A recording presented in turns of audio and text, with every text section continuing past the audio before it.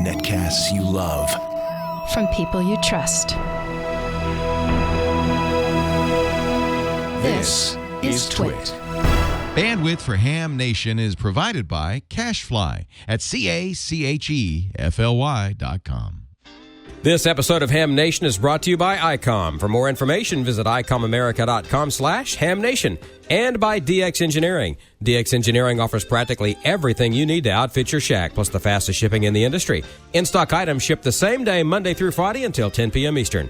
For more information, visit DXEngineering.com/HamNation.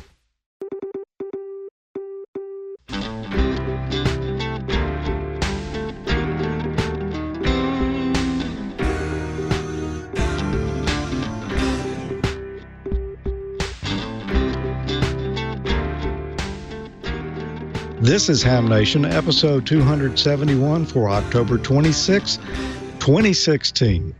Ham's on Halloween. Good evening, and welcome to another exciting episode of Ham Nation. Bob's not with us tonight, but we've got most of the regular crew here. I'm George, W5JDX, and out to my west, we've got Gordon West. Hi, Gordo. Meow, meow, meow. And good evening to all, and hi to our WTWW audience on 5085 kilohertz as well. Back to you, George. All right, Gordo. We'll be back with you in just a moment to see what's been going on. But we've also got the world's largest whoopee cushion here tonight. It's Don Wilbanks. Yeah, isn't that nice? It's just a little something I threw on, a little something I had hanging out. How y'all doing? We don't have Tamitha Scove with us tonight, but she has given me some visual aids, so to speak. So we will have some semblance of a solar update. She was off in Washington D.C. talking to the NASA crowd. Just got back last night. So there you have that. George, back to you. Okay, Don, we'll be back with you in a few minutes to check on the news. And then we have a mystery guest with us tonight. We're not sure what happened to Dale, but this showed up. Hey, it's Halloween. We're just clowning around, George, having a good time. Got some good videos tonight, too. And, you were saying hi to people out there. Gordo was saying hi to the people on the shortwave broadcast station. I saw an email earlier today from Bob where he mentioned that the VK7AX and his video stream is operational there in Tasmania. So we should say hi to them, too, I think. So, George, we're ready for videos. We'll talk to you in a little bit. Okay, Dale. We'll be back with you shortly. By the way, as we mentioned, WTWW 5085 kilohertz. You can listen to the 100 kilowatt signal coming out of Nashville, Tennessee, Ham Nation live every Wednesday night. And I'm going to be on the QSO show next week, Monday night at 8 p.m. Central. I'll be joining Ted Randall. And it's no telling what we're going to talk about, but we're going to get together and make some racket on the shortwave there. So join us Monday night at 8 p.m. on WTWW. Well, now let's go to Catman and see what's going on. All right. Thanks, George. And speaking of WTWW and shortwave, the shortwave gurus at Universal Radio, and that is Fred and Barbara and their whole team, plus their cats. They have the latest catalog, 128 pages.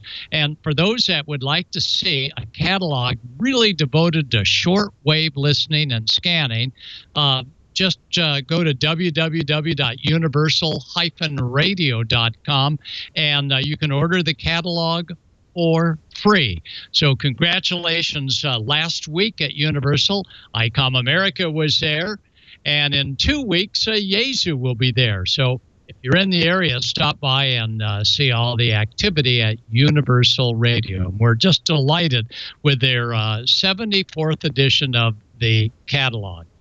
This weekend, Hazard, Kentucky Ham Fest on October 29th, Saturday.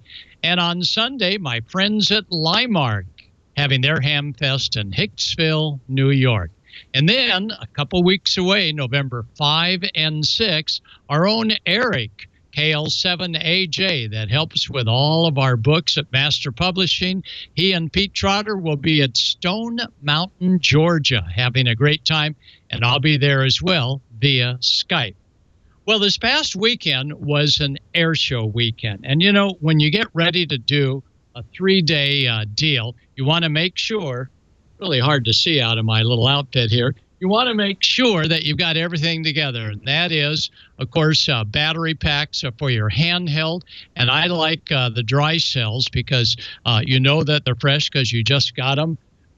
Your earphones, because at an air show, you know it's going to be noisy. And this was my favorite. These come from Heil, and they have one for Kenwood, one for Yaesu, one for Icom.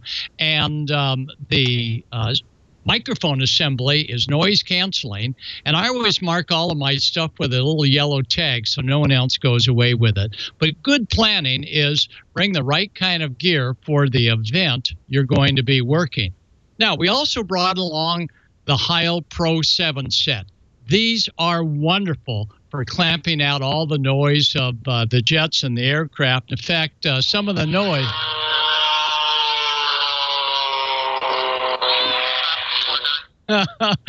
you can imagine some of the noise. The good side is when you have these tied into a HF, VHF, UHF radio that lets you listen to your own audio coming back. However, if you plug them into a transceiver that is just a normal ham mobile type transceiver, you're not going to be able to hear your voice. And it's really difficult to carry on net control without hearing your voice coming back out of one of the earphones. So we're going to work on that, and I think I've got a cure for that, and I'll give you more info here on the show. So, Brian, if we may, let's go ahead and roll the short shots, and we'll give you a little bit about how ham radio helped out at the Huntington Beach Air Show, a 3-day deal, and it was a Friday, Saturday, and Sunday. And we were greeted with great skies on both Friday and Saturday. We outfitted the communications van, and although we wouldn't be working out of the van, you never know where you're going to be placed for your assignment. That's it. Yep, this was going to be a first aid tent, as well as a reception area for lost kids and so on. And when we got there bright and early in the morning, we're saying to ourselves, wow, how is communications going to help out here? Well, we found out very shortly that it was going to help out a lot. So they'd set up the first aid side, and I put the radio communication just right on the edge so the first aiders could hear what was going on. And what a great opportunity for ham operators to work with community emergency response team operators. And these were all skilled first aid, advanced first aid personnel. And we were right next door to them so they could hear the radio traffic. The air show drew thousands down to the beach in Huntington Beach. Huntington Beach Races was in charge of all of the communications, and what a great job they did on 3 different nets that they were running. And as you can see, to hear all the nets at once, I had the main radio in front of me, and then I had the handhelds, and that's where the headsets really played an important part of hearing all the action that was going on. And as you can see, we're battery operated, and down at the beach, you don't plug in. We're actually on the sand, and as you can see, the air show is going to take part on the water, and you can see the fireboat in the background getting things lubed up for a great day, Friday, Saturday, and Sunday, each day at the Huntington Beach, California Air Show. Now, we have the solar panel that's working into my battery box. I inadvertently plugged in the solar panel before I plugged in the charger, and everything went dead. And that's because inside of the Bio-Inno battery packs, and that's Kevin, who's a licensed ham. Kevin, who is in charge of Bio-Inno Power, is showing off the lithium iron phosphate batteries. And you see the little doodad in the center of the battery cells? That is the PCM. And that PCM is a protective module that ensures that if you stuff in a solar panel and you're at 18 or 20 volts coming out of the solar panel, it's not going to kill the batteries, but rather protects them. And a simple reset, and you're back on the air. And I put the charger conditioner in between, and we were good to go. And Bio-Inno Power really does a great job. Well, it was a fun day to see all of the parachute folks coming in and an aircraft illuminating them. This was a very special aircraft. It was propeller driven, but part of the propeller-driven engine was an accessory engine, a jet. And just as you thought he was going to do a whatever, the jet would catapult him, and what a noise it would make. In fact, it was so loud that it was hard for us as communicators to hear ourselves talk. Then something scary. We had one of the demonstration aircraft over the water go into a spin, and there was no noise. The motor was not there. And I'm telling you, a whole bunch of us thought, uh-oh, we got a problem. At the last minute, that aircraft, whoa, Lucas on the wings pulled up and scared the bejesus out of everybody on the beach. The lifeguards were all set to jump in the water, but it was on purpose, part of the air show, and it was a sight to be seen, to see the skill of these pilots that were going on. And we had hams helping with the announcement. Rob Ryder, W8 Golf Fox, even said, congratulations to the volunteer ham operators keeping everything rolling on this show. Dan Rozek, W2CQX, was also there in the Air Boss room. And Patrick Williams, KF6PFW, was our ham radio contact. And we all reported to Huntington Beach Races. Of course, the Coast Guard did their demos, pushing someone out of, well, not pushing them out, but letting them free fall into the water. We had a low pass of FedEx as a demonstration of a huge aircraft just several hundred feet above the water. The course was well patrolled, and then followed that, we had military propeller-driven aircraft, and I tell you, they weren't as noisy as the jets, but communications nonetheless were going on between the Air Boss and all, and ham radio played a very important part in making sure that spectators were in their area and that no vessels strayed into the area where the acrobatics took place. And take a look at this. The Thunderbirds had just a huge display of both air power, and everybody at the beach was just at awe. They're close-in formations. You could hear them on some of the scanner radios up around 200 saying left, right, up, down, and it was amazing. And this is just one of the many jets of the air show that the ham operators were keeping good track of. And as you can see, it was a great day at the beach until Sunday afternoon. And with little warning, rain came. So the good radio communicators always got their rain gear on. And we had the guest operator, David W6ZL, and he's from the South Seas. He came up, and we were all chilling out in the rain. And as you can see, if you're going to be operating in the rain, come well-dressed for any occasion. So, Brian, that's my story.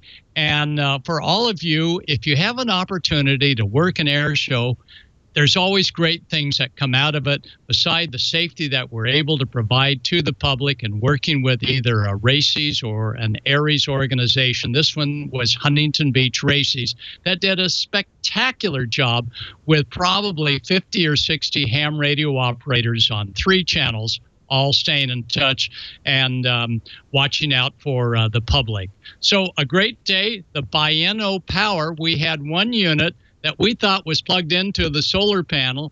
It wasn't, and it went for 3 days running a radio and a receiver with a little bit of low power transmit, but a lot of listening at moderate volume. So let me tell you, BioNO Power, this is the place for lithium iron phosphate batteries, and Kevin and his crew did a great job making sure that we had the right batteries for the 3-day job ahead. So that's my story, and we use a lot of our Icom gear, and again, I always have that little yellow band which says that this is my radio, not yours, so don't pick up the wrong radio. But let's take a look and see what's happening with Icom America. Attention all hams. Time to hit the airwaves. Contest season is here. Grab your Icom equipment and make as many contacts as you can this season. Good luck and let the competition begin. The real fun starts here with the revolutionary IC7300. This innovative HF transceiver has a compact design and high performance. It's perfect for contesters on the go. RF direct sampling, 15 discrete bandpass filters, large 4.3-inch color touchscreen, real-time spectrum scope, and SD memory card slot. Push performance to the pinnacle with the IC7600. Following in the footsteps of Icom's flagship radio, the IC7600 features intuitive operation and the latest DSP technologies. Digital IF filter, dual DSP, 5.8-inch ultra-wide TFT display, and high-resolution real-time spectrum scope. Contesters, raise the bar with the IC7851. Hear what others cannot with this HF 50 MHz transceiver. Reciprocal mixing dynamic range, crystal clear local oscillator design, real-time spectrum scope, dual receivers, digital voice recorder, and more. Hit the airwaves this contest season and visit icomamerica.com/amateur for more information on all of Icom's great radios. And you can tune in and enter to win after each episode of Ham Nation. Go to icomamerica.com/hamnation and register to win for some great swag prizes like T-shirts and hats. And while you're there, learn how you can win the monthly grand prize drawing for a new radio. And for October, that new radio is going to be the Icom ID5100A dual band, dual watch VHF UHF transceiver. Covers both analog and D-Star. Touchscreen operation, built-in GPS receiver, DV and FM repeater list functions, optional Bluetooth unit and Bluetooth headset, Android app, and a lot more. So go to icomamerica.com/hamnation after this and each episode of Ham Nation. Register to win. Sign up. Good luck. And don't forget to follow Icom America Inc. on Facebook and Twitter. And now it's time for Don Wilbanks. Whoopee. I got to wear my sunglasses because I'm just too cool. Speaking of cool, let's check out the news from Amateur Radio Newsline. From Amateur Radio Newsline Report number 2034, these are the Ham Nation headlines for Wednesday, October 26th, 2016. Amateur Radio has stepped in to assist communications in the Junkins wildfire in southern Colorado. The fire is in mostly rural country. I think there's about 200 places evacuated. That's Area's Section Emergency Coordinator Robert Wareham, N0ESQ, who is currently supporting the Junkins fire at the Colorado State EOC. We had an interesting request from the Fremont County Sheriff because it's hunting season, and they actually asked us to put out evacuation bulletins so that hunters with amateur radio in the back country would be aware that there was a fire danger. Wareham explains how they assist at the State EOC. They activate Colorado Aries, and then our personnel come into the State EOC, and we become their communications function here. We also monitor the State 800 megahertz trunk network, all of the mutual aid channels, everything like that. So it's a sort of a broader role than traditional amateur radio. And he points out they have access to a statewide interconnected ham repeater network, as well as a new DMR network. The Rocky Mountain Ham Radio Club has, over the last 5 years or so, developed a very robust DMR digital radio network. So right here from the state EOC, I can communicate directly into the southern part of the state over the digital network. Ham standing by to lend assistance where needed in the latest Colorado wildfire. For Amateur Radio Newsline, I'm Kent Peterson, KC0DGY. Now here's one after-school activity that doesn't involve homework. This sounds more like ham work. November 6th, Hotel Charlie Station. You're coming as a 5 and 9 from Bloomington, Indiana with the Bloomington High School South Club. My name is Maria.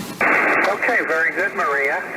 My name is Arnie, America, Radio, November, Italy, Echo. Arnie? This is just one of many contacts that were made during School Club Roundup. Schools across the globe have been making contacts with other schools, clubs, and just whoever they find on the air. From elementary schools to big-name universities, schools are taking to the airwaves to learn more about ham radio. Club President Maria Lisandru, KD9BUS. I love being able to talk to people all around the world and meeting people, and I love being able to just have a bunch of pile-ups, especially because I'm a girl. I get a lot of people trying to talk to me. For Amateur Radio Newsline, this is club sponsor Neil Rapp, WB9VPG, reporting from the K9 SOU Shack in Bloomington, Indiana.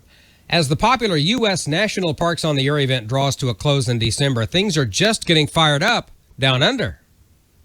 They don't call it portable operations for nothing. As hams in Australia prepare for the 6th annual Keith Roger Memorial National Parks Award activity weekend, this being held in Victoria's national parks, amateurs have chosen their times and locations for operating, and many of them plan to be on the move at more than one spot, from Lower Goulburn to Warby Ovens to Port Campbell and points in between.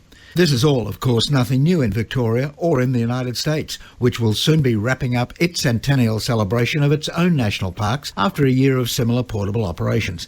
In Victoria's case, though, hams have Keith Roger, VK3YQ, to thank for being the award's inspiration. Keith became a silent key in 1981 after an amateur career that kept him forever on the move with his radio equipment. Keith was a respected World War II veteran who served with the Royal Australian Air Force and became an active amateur in his later years. Now it's just a matter of waiting until Friday the 11th of November for the activity to begin. It doesn't conclude until Monday the 14th of November. Across those 4 days, hams will be on the move in the spirit of Keith Roger. For Amateur Radio Newsline, I'm Graham Kemp, VK4BB. For the rest of this week's Amateur Radio News, please listen to the full Amateur Radio Newsline report online on a repeater near you or on shortwave radio station WTWW at 9930 and 5085 kilohertz. And that's all from the Amateur Radio Newsline, your independent source for amateur radio news for 4 decades and counting at www.arnewsline.org. With Kent Peterson, KC0DGY, Neil Rapp, WB9VPG, Graham Kemp, VK4BB, Karen Eve Murray, KD2GUT at the news desk in New York, and our news team across the globe. I'm Don Wilbanks, AE5DW. 7-3. We'll see you next time here on Ham Nation. All right, and as I mentioned at the top of the show, Dr. T has been traveling and just got back in last night, so she didn't have time to prepare a video for us, but we do have some images from her on the solar forecast. So Brian, if you can bring that up, we see that as far as the solar flares, not a whole lot going on, just a 1% chance of the M-class. You can see the flux numbers down there in the upper 70s, and radiation particle storms in the normal category. And if we go to the next slide, we'll see that minor storm and auroras are possible up in the higher latitudes, and the lower latitudes not quite so much. And towards Halloween looks like unsettled activity. So there you go, and just 5 to 10%, maybe 15% chance of a storm down in the mid latitudes, down where we live. So I have no idea what any of that means because I'm not Dr. T. But she did send me a message via Twitter, which I think it's pretty technical, but I think it pretty much explains everything. I'll just hold this up to the camera and you can see what it says. We're in the middle of a solar storm now, so the bands are likely total crap. And that is the truth. That's what Dr. T sent me. That pretty much explains everything. And so there you go. It's all crap. If it's not Scottish, it's crap. And apparently, the bands are not Scottish. George, back to you. Okay, Don. Appropriate suit for giving us that synopsis there. Well, I try. Yeah, I know. And you did an excellent job, I must say. In spite of myself. I felt like, I wanted some Pepto-Bismol or something. I don't know why. Well, I can't help you there. Yeah. Well, we've got just a couple of videos to show you tonight. One comes from our friend Dan Van Evenhoven, N9 LVS. And if those calls sound familiar, that's because Dan is the one who does the Ham Nation Wiki. And a big thanks to Dan for that. But he's also the guy that runs Near Legal Limit Mobile. And he's got a little video here to show us his latest installation. This is the N9 LVS Mobile, a 2015 Jeep Cherokee, which I purchased in late 2015. The heart of the system is this dual-wound aircraft alternator. When placed in series, gets us the 48 volts we'll need for the amplifier. For HF, I run a Yaesu 857D, mounted right to the dash, which gives me heads-up capability. The radio itself is mounted underneath the driver's seat. The amplifier for the mobile operation is the ALS 1300, mounted just behind the rear passenger seat. The remote, however, for the ALS 1300 is mounted just left of the radio. Needless to say, with running a 1300 watt amplifier, the antenna has to be a little bit more beefy. So I'm running the Wolf River Coil Silver Bullet 1000, connected to a 102-inch whip. The mount itself is built from 1-inch Schedule 80 square tubing. One bolt running through the outside support of the fender. The other part is actually mounted to the frame itself through one of the assembly holes. This is what the assembly hole looked like before installing the mount. I removed the rubber grommet, and it gave me more surface area to actually affix the mount to. I also fixed the ground strap at a secondary location on the frame, thus binding the entire frame. For VHF and UHF, I run a Kenwood V7A, affixed to the side of the console on the passenger side. The wire for that runs up through the taillight assembly into the antenna, which is a Larson 270 mounted on the luggage rack. And what would a modern amateur radio vehicle be today without APRS? I'm running a GPS puck stuck to the top of the dash as close to the window as I could get it. For the APRS unit, I use a Bionics Microtrack RTG, which is a 10-watt APRS tracker, which I have mounted behind the glove compartment. The antenna itself is actually mounted behind the front fender well on the passenger side. The reason I did this is the fender well itself is all fiberglass, but it has a nice piece of steel plate holding it on. And that's a quick overview of the N9 LVS Mobile. I hope you find this video interesting. And 7.3s from N9 LVS. Dan has some pretty interesting stories of some things that have occurred when he's cruising down the highway at 1,300 watts. You can imagine. But, hey, he has no problem with the truck drivers around him. He can easily cover them up, I'm sure. Well, I've got another video here. This one comes from our friend Randy Hall, K7AGE. You know, he was at the TWiT Studios just a couple of weeks ago, and he gave us a little background tour there. So let's take a look at that. I visited TWiT's new Eastside studio for Ham Nation and had a tour before I went to PacificCon. So welcome to the TWiT Eastside studio. I'll just give you a brief tour of the layout of the place. For here we have a producer's office. There's about 5 producers sitting there. Brian sits at the far desk on the right. If you ever want to trash his desk.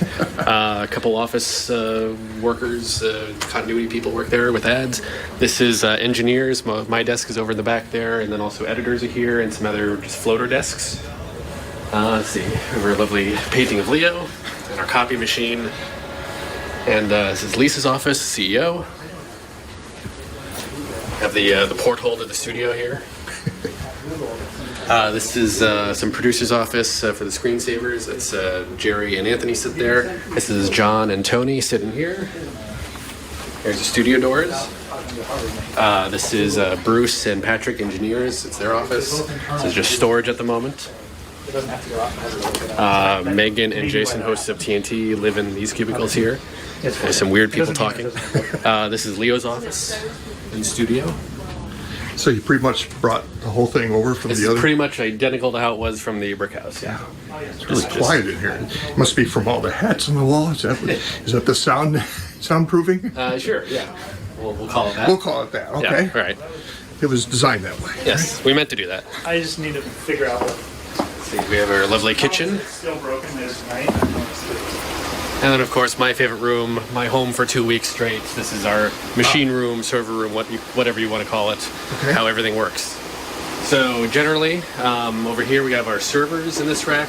This is our production rack, so all the Skype machines, so where Bob and the gang come in for Ham Nation, comes in these machines. Our TriCasters are down here. This is our stream rack, so all the equipment involved with the stream itself and the playout of reruns and whatever goes in here. And then in the back here, the audio rack, so audio equipment goes in here. The video rack, so our main video router is here, and then all the patches coming in from various places in the studio and building. And then some video processors and some more stuff that we haven't actually put in yet, because we're still growing into the studio. Every day is a little bit more. This is the WAN rack, so all the network gear is in here, all the switches and other stuff that I can't explain how it works. And then our network patch panel or rack, so all the patches to the various ports in the office and the studio come into here. And then this room is also just general storage and whatnot. Yeah, I got your text message and I've got some slides. I'll go over everything with you before we start. Photos from you too? Are we still using those tonight?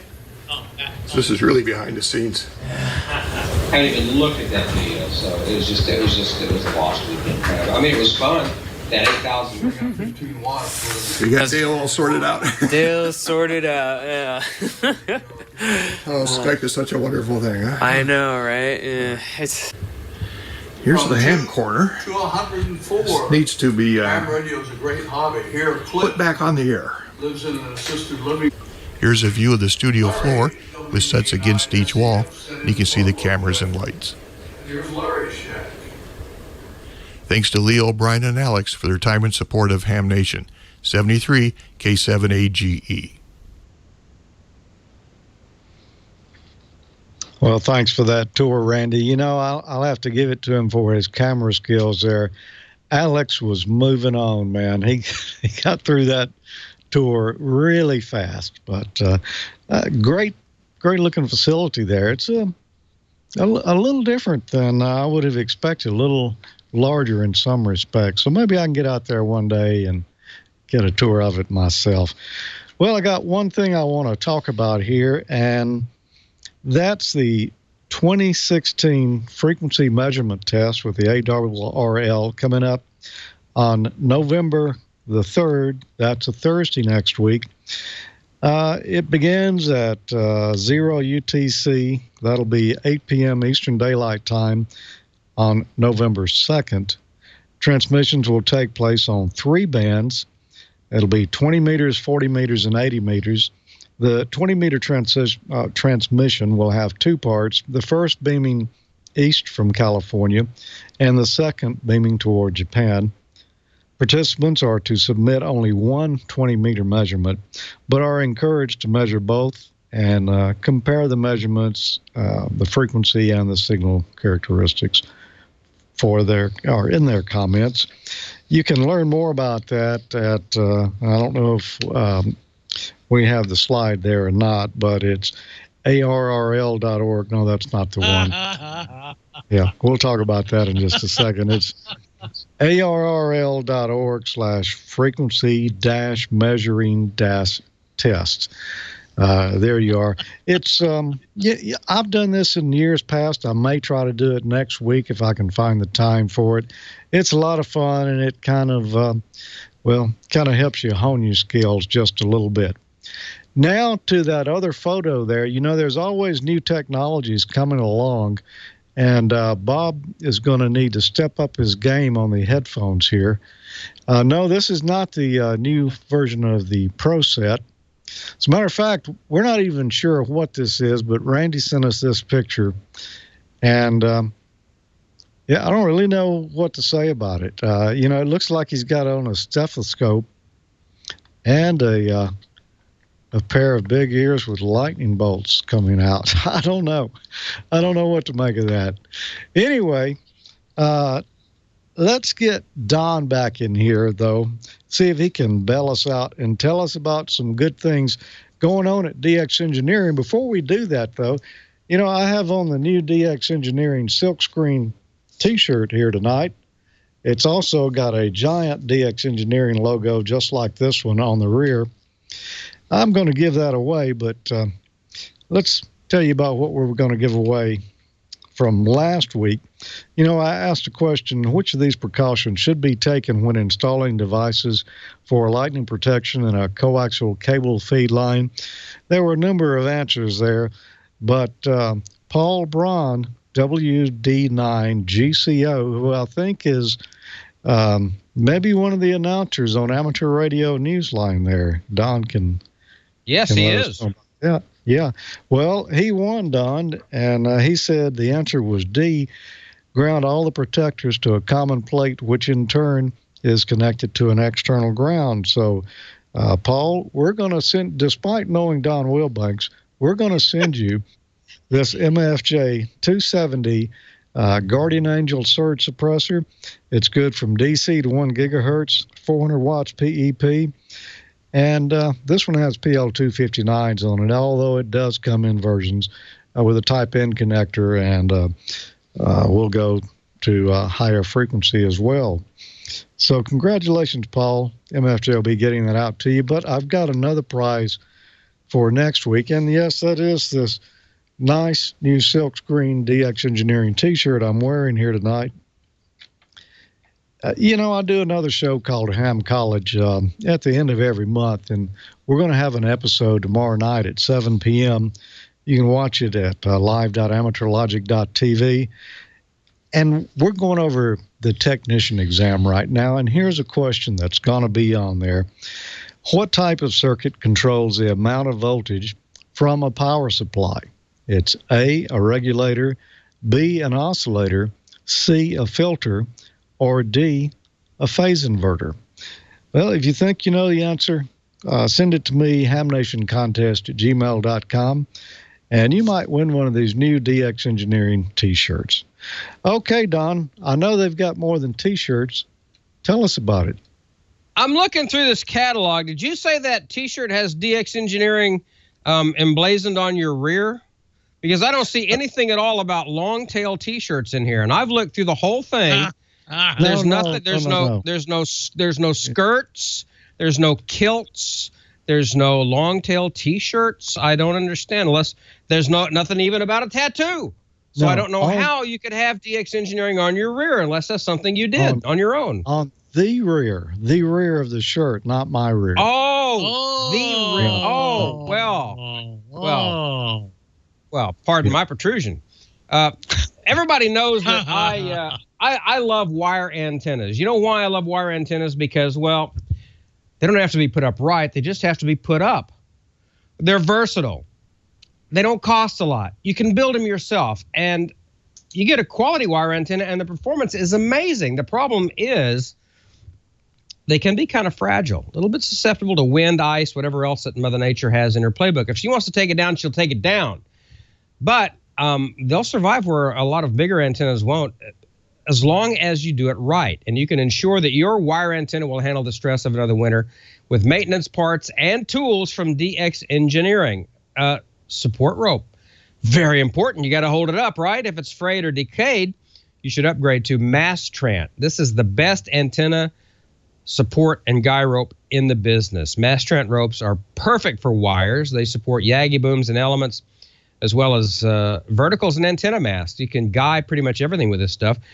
Tim Duffy, K3LR, uses the Mastrant stuff on his mega station, so you know it's good.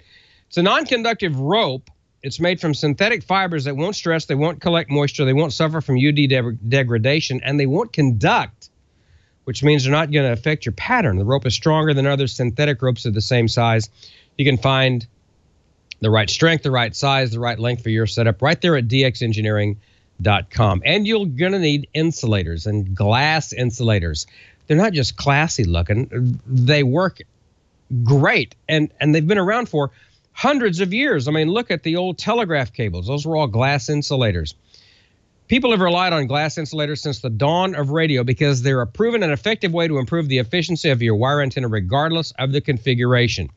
And the DX Engineering glass insulators, the new ones, are designed to handle a significant amount of stress without breaking.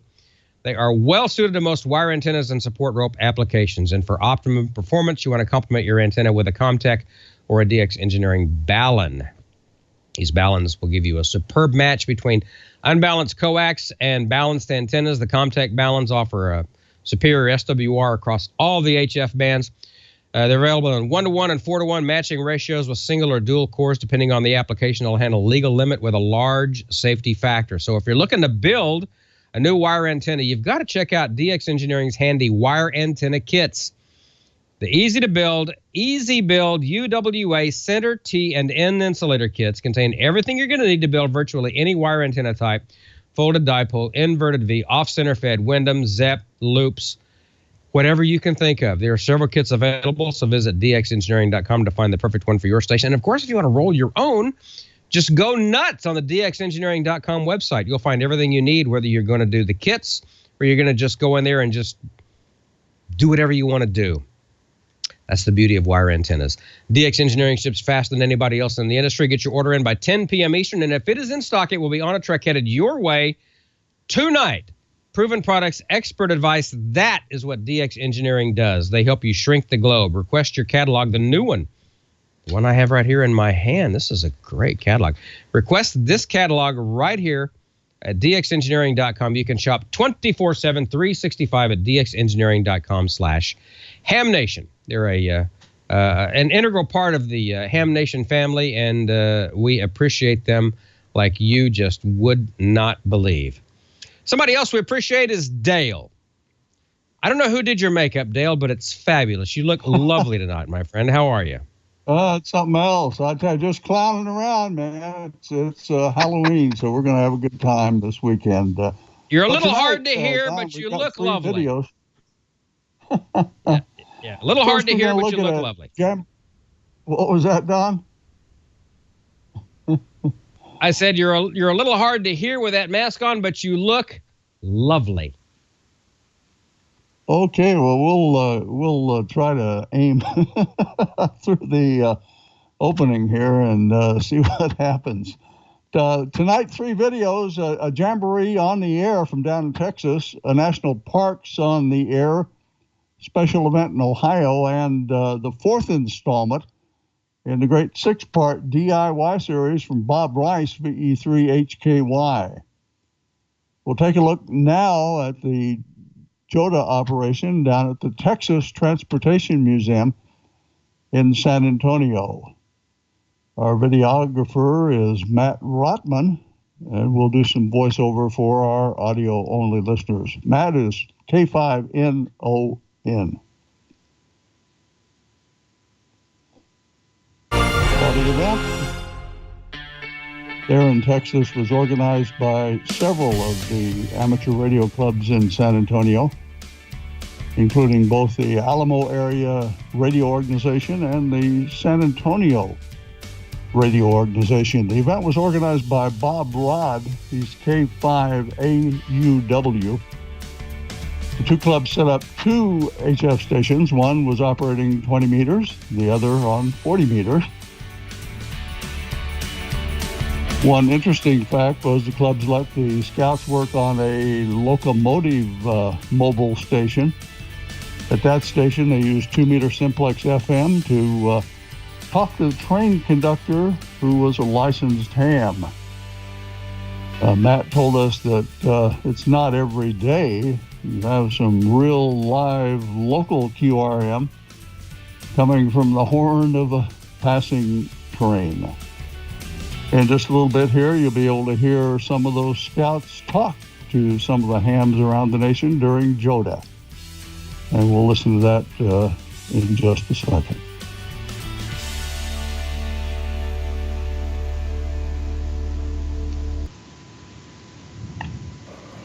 My favorite TV on his gardener. Gardner State Park, that is fine. Yes, it's nice there. I like it. K2 CSA Stroke 5 in Irving, Texas at the National Scouting Museum. We are across the street from the DSA National Headquarters. Over. Chase, my favorite part of scouting is camping. This is Kennedy. My favorite sports is gymnastics. Over. Wow, gymnastics. You're going to be pretty good at that one. Well, thanks to Matt, K5NON, for assembling that JOTA report. Kind of amazing what you can do with a camera and the iMovie program. He put that together with that, I'm pretty sure.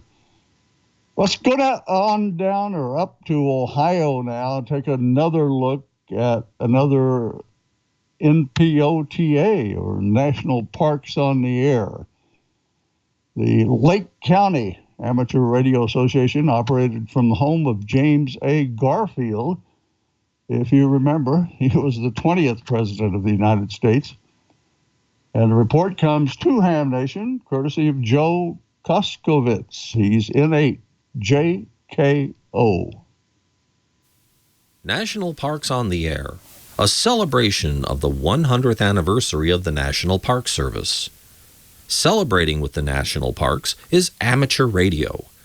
In Northeast Ohio, you can find the home of the 20th President of the United States, the James A. Garfield Historic Site. The home of President Garfield is a unique location that is today surrounded by a busy city. But when Citizen Garfield ran for the presidency, he would conduct his public presentations from the front porch of his humble home. Today, it marks the place and legacy of a man who was cut short by an assassin's bullet just 200 days into his presidency. Honoring President Garfield and the National Park Service through the celebration is LaCara, the Lake County Amateur Radio Association of Ohio. It is here where LaCara celebrates NPOTA under the club call sign of N8BC and the park designation of NS39. Over the year-long celebration, LaCara has connected with amateur radio operators on the 20 and 40-meter bands across the U.S. and Canada, as well as the European countries of Slovenia, Germany, and Croatia.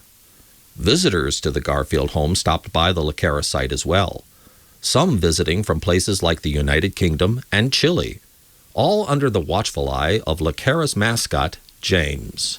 And while the activations cross the country, LaCara never forgets that Lake County is its home. In August, the Lake County Amateur Radio Association presented a small token of their appreciation to Todd Arrington and the staff of the James A. Garfield Center. Happy anniversary, National Park Service, and thank you for protecting our national treasures. For more information on the Lake County Amateur Radio Association of Ohio, check out their Facebook page with their club call sign, N8BC, and the LaCara, Ohio website.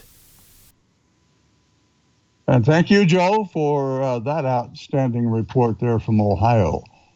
Well, we're going to wrap up tonight's video segment with part 4 of an outstanding DIY series put together for us for Bob Rice VE3HKY. Tonight, he's going to show us how to build hermetically sealed high-voltage capacitors. And with that trick, here's Bob. This is a piece of printed circuit board material. It's double-sided copper, and it's 1/32 of an inch thick. It measures width-wise 3/4 of an inch by 2.5 inches. And what I'm going to do is make this into my high-voltage capacitor. Now, before I do, I make sure that I sand all of the edges. All of the edges all the way around must be sanded to ensure that there's no little pieces of copper over the edges that are going to cause a problem later on. So I use emery cloth, just a very a light gauge emery cloth, and sand all the edges before I do any soldering. So now I'll just squirt a little bit of liquid flux at my point where I'm going to be soldering, and I've put a Kelly clamp that holds the wire down very, very nicely. It prevents you from having warm fingers. and then you can just go ahead and solder, and it will keep your wire nice and tight to the printed circuit board material.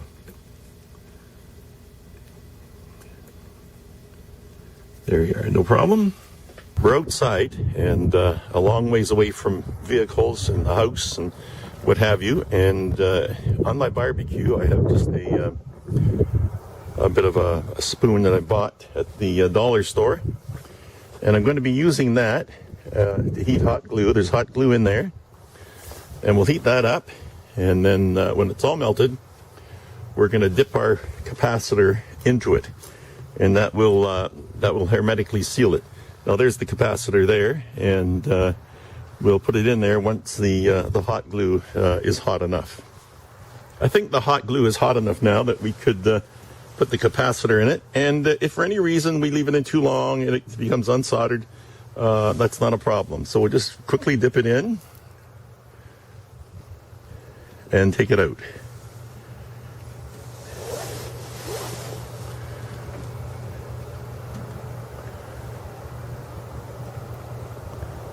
And that's basically it. We'll let that run off. If afterwards we have to trim it in any way, it's no problem using the heat gun just to flow over the edges again. Okay, that's amazing. Once again, a lot of creativity in the DIY front there from Bob VE3HKY. Next week, or 2 weeks from now, he'll be showing us how to use an antenna analyzer as a dip meter. We hope you're enjoying his series as much as we are, and they're all great videos for anyone that wants to build their own. We'll be back on November 9th with part 5 of the DIY series, and just maybe a video from you. The video queue empty right now. Again, well, I got one in tonight. So please do send your videos to HamNationVideos at TWiT.tv. And that's it for the video segment. Amanda's up next with questions from the chat room. Everyone wondering what her costume is tonight. Let's find out and switch to Canyon City, Colorado studio and see what's happening. Good evening, Amanda. Oh, bye. Hello. Hi. How are you? Anyhow, I got all a little scared after I saw Dale's costume, by the way, you guys. I did hear that there was some ABPs after you. There might be some complaints. We'll see about that. Anyhow, all right. The first thing I had, are you really chuckling that much, Don? Yeah. I had one more thing. Wayne's World. Excellent.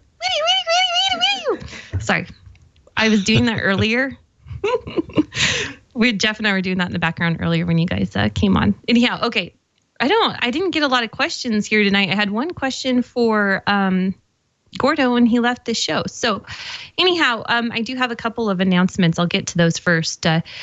NE4RD wants us to know that the deadline for post-JOTA reports is November 1st. Registered BSA stations will be eligible for a drawing for the Icom ID51 and the Icom Crew t-shirts from Icom America. Be sure to visit k2bsa.net to report. Thank you very much. The next thing is I wanted to show this cool picture. Our friend Matt, W1ATE, is listening to 5085 on a homebrew shortwave tube regen. And you shortwave listeners out there would appreciate that. So I'm going to show the picture also to the audience here. That's cool. It's kind of unfocused. Yeah, but that is his homebrew that he's listening to us on right now, and he's really, I think it is awesome. Actually, he's a Yankee, so he's saying it's wicked awesome. So also another announcement, we had an SK this week. Carl Searing, W9NW, who was a member of and I can't, if Val was here, she would know what this town is. Eau Claire, Wisconsin. Eau Claire, Wisconsin. Eau Claire, Wisconsin. Okay. So sorry to hear about that. And other than that, I didn't have any questions, you guys. So let's just have some chatter. Don, I'll send it over to you. Any other comments? No, it's hard to hear because it's very windy over here. Just very, very, very. There's a warm southern breeze, and it's drowning everyone out. That's why I couldn't hear Dale. It wasn't the mask. You know what? We're getting ready for Halloween, of course, and people are probably wondering why we don't really have to have a reason to be stupid, but we actually have one tonight, which is awesome. And you look awesome, Amanda. Thank you. Yeah. I just saw the pic on Facebook, and I'm like, oh, I can't wait for this. This is gonna be fun. I should have had a tear, but I didn't have one. So wait, I do have one. Let me break it out for you guys. Oh, here we go. I can't get things straight. Okay, I don't know. Trying to follow it backwards. So it was that or, the devil horns. And I thought I'd leave those behind tonight. So. Oh, no, that would have been perfect. That would have made it. Well, thank you. Oh, and I love the comment. Val made the comment. Remember those cone things that guy had on his head? George, where did you get that photo from? Randy sent that to me. I don't know where he got it from. Oh, nice. I love the mustache there. Anyhow, they said that looked a lot like our dog Radio.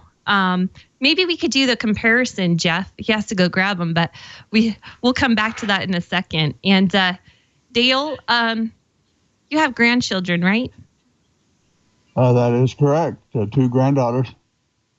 Do they still talk to you after wearing that mask? Well, they probably aren't watching tonight, but I actually posted a picture of it on Facebook, so I'll probably get some comments from them. Do your kids let you here? Okay, let's do the picture comparison to Radio to the cone ears here. Oh, look at those ears on that guy. Yeah. My God. Should have named him Radar. Harp. Look at the ears on him. Oh, he's fresh. Oh, yeah. Separated at birth. I think they were. Fun. I think so.